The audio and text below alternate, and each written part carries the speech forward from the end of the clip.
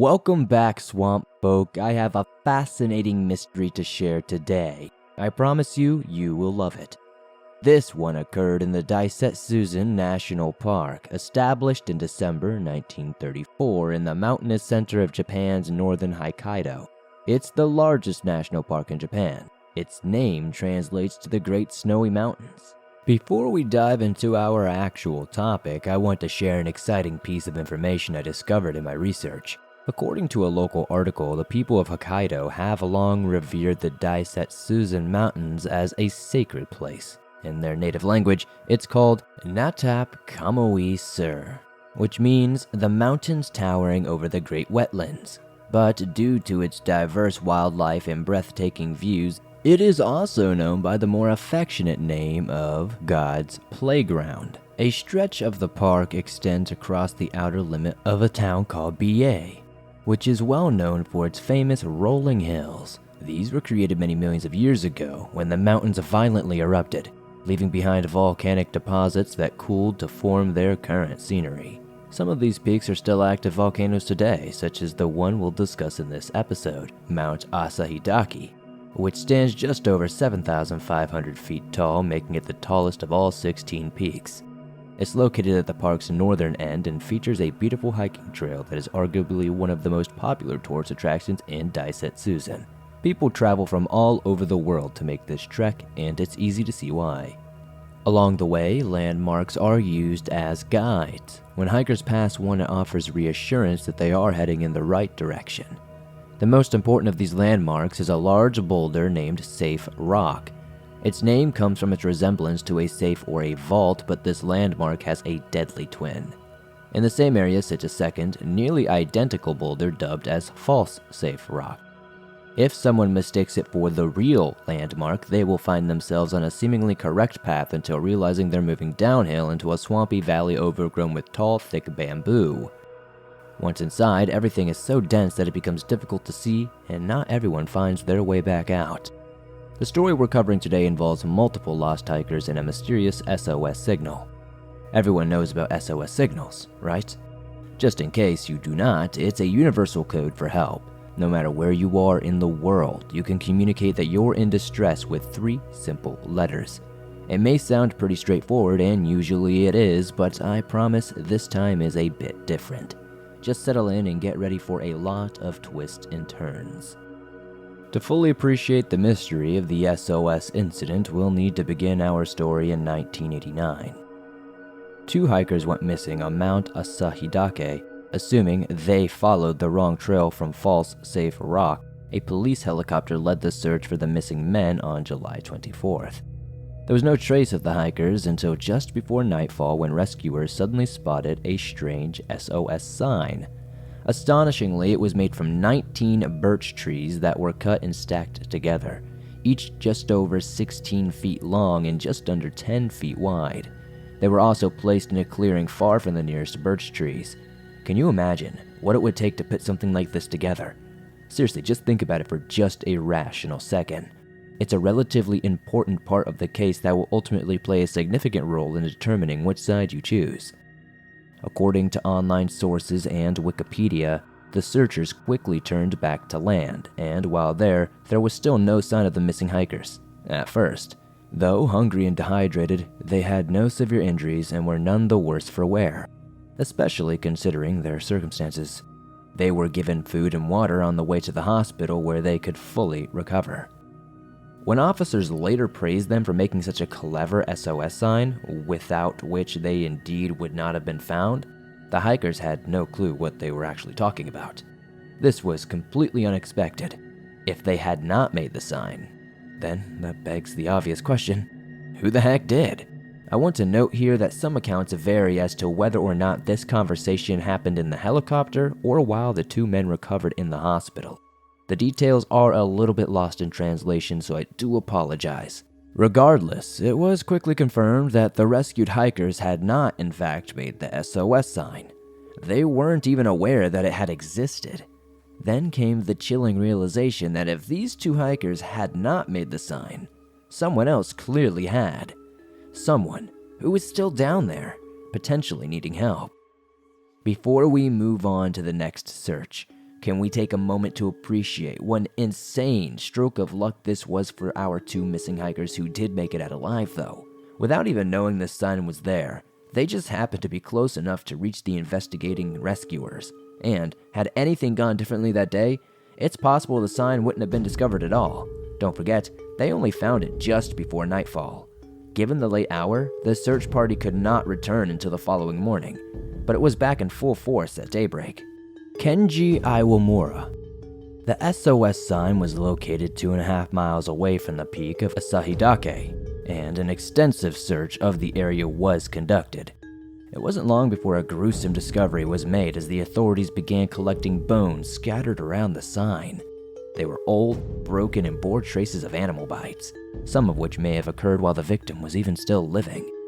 Then, in a separate area, but still within a few hundred feet of the sign, police discovered a hole just large enough to fit a single person inside. It contained an unusual assortment of items, such as amulets, a human skull, a tripod, 2 cameras, a notebook, and a pair of men's basketball shoes. But the most important discoveries were concealed within a backpack.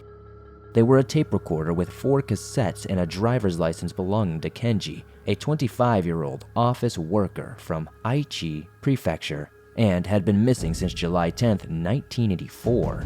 Kenji had set out on his own hike up Mount Asahidake, but when he failed to appear for work a week later, his parents reported him as missing.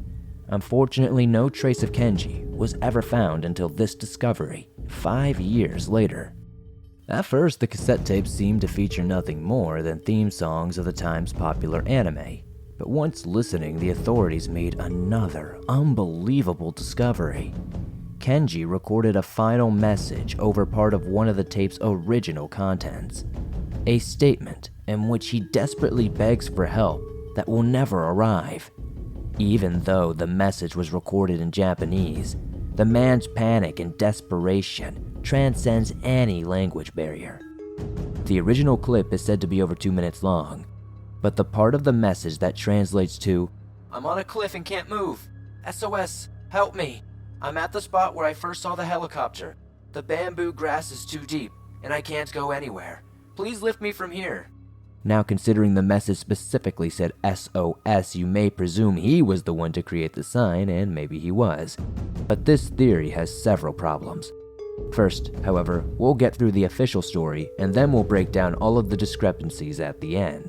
Before we move on though, I will play a quick snippet of the part that I just translated for you so you can hear the actual desperation yourself in the voice.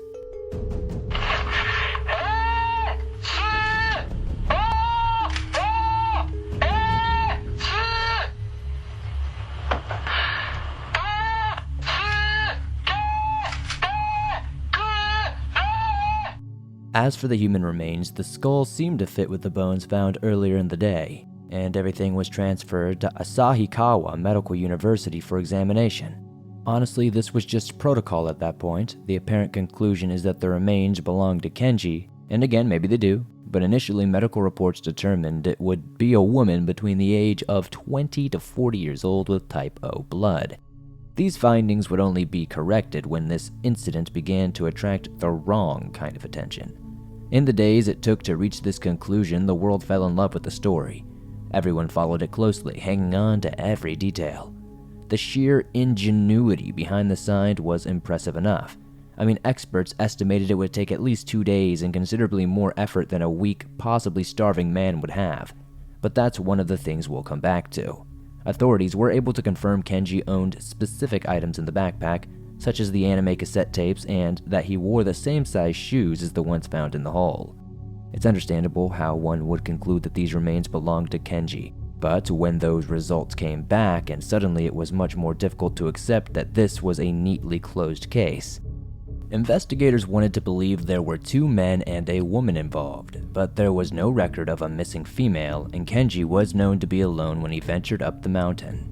Plus, if he had met someone along the way, doesn't it seem likely he would have indicated others were also in need of rescue when he was recording the request to be airlifted off the cliff? Many were beginning to feel that Kenji's mention of the SOS was more likely to be a coincidence. We'll probably never know for sure, But these questions led to a great confusion in the investigation and the media coverage. The more Japanese officials insisted the case was solved, the more backlash they would initially receive. Now we're going to move on to some more conspiracy-filled theories, since all the information we actually have is kind of dried up at this point.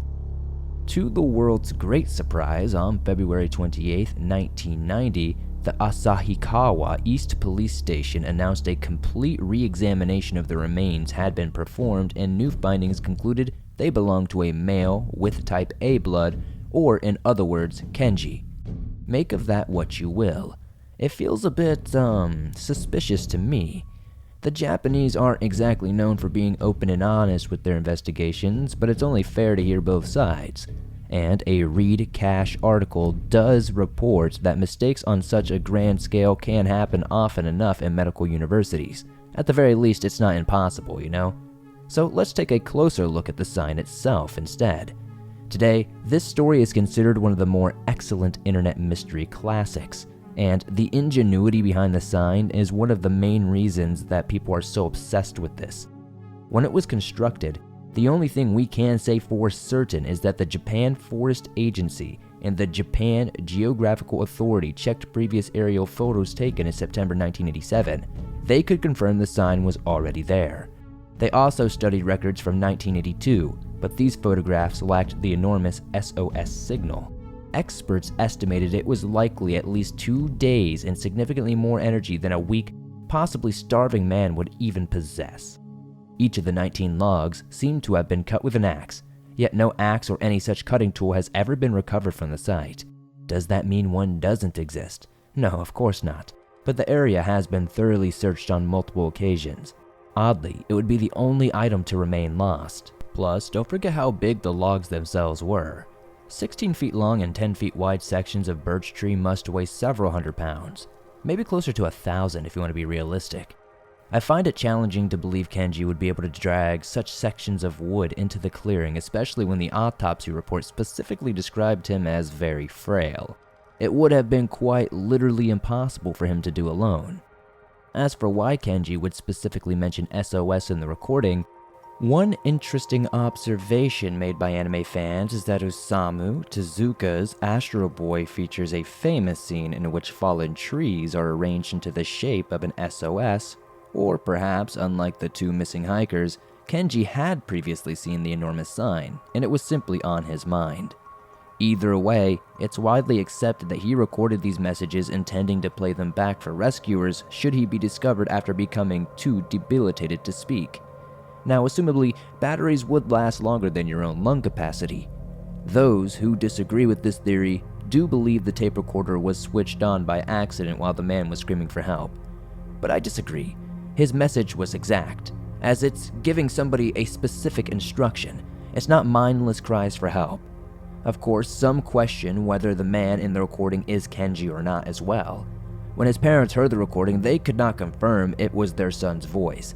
Is it because it wasn't their son, or is it because grieving parents have a hard time accepting the loss of a child?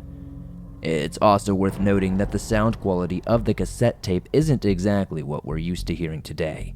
While yes, the cassettes were in pretty good condition and played rather fine, there's only so much a cassette recorder can do for a desperate, panicked man trying to record what he knows may be his last message. Furthermore, according to Kenji, he was trapped atop a cliff, needing to be airlifted out, but yet his bones were discovered out in the open. It's speculated he eventually reached a point where he simply wanted to descend the mountain any way possible, but when he climbed down to this last cliffside, he could not proceed any further or turn back. However, this argument is often met with the fact that Kenji could have easily changed his mind after recording the message. Eventually, he would have accepted the helicopter wasn't returning, and at that point he may have become desperate enough to continue his descent. Though this leaves us with even more questions. Would he have had enough energy to undertake such a task and constructing that sign? Primarily, if the climb down was responsible for his fractured bones, one fracture was found on a leg bone and the other was in his upper body. With all that said, that's still not the end of it. What about Mother Nature herself? We know this sign already existed in September of 1987, but how long can something like that sit out in the open elements without suffering overgrowth? How can it endure the extreme mountain weather conditions of heavy snow and rain yet still be perfectly visible for such an extended period?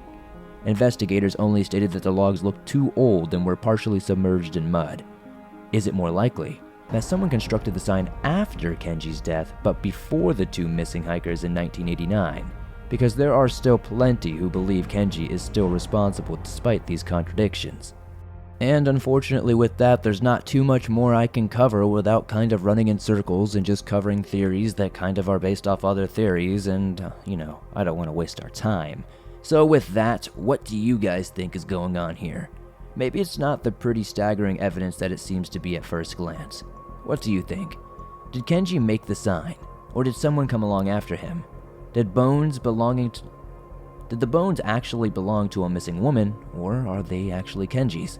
Were Kenji's bones never found? Could those body parts be less of a match than we thought?